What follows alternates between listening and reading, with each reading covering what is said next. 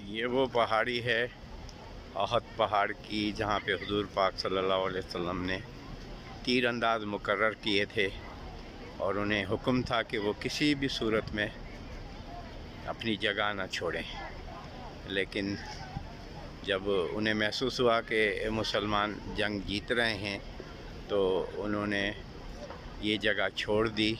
सिर्फ 9 तीर अंदाज यहाँ पे अपने साबित कदम रहे, जो बाद में शहीद हो गए। खालिद बिन वलीद जो अब तक मुसलमान नहीं हुए थे, हज़रत खालिद बिन वलीद, उन्होंने यहाँ से अपना दस्ता लेके आए और मुसलमानों पे हमला किया।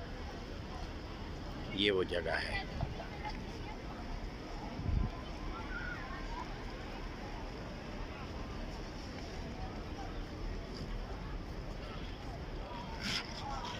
इस अहाते में हज़रत अमीर हमज़ा जो हुजूर पाक सल्लल्लाहु अलैहि वसल्लम के चचा थे, वो इस जंग में शहीद हुए और उनके हमरा तकरीबन 70 शहदा जो हैं इस जंग में शहीद हुए। उनकी तदफीन इसी मकाम पे की गई।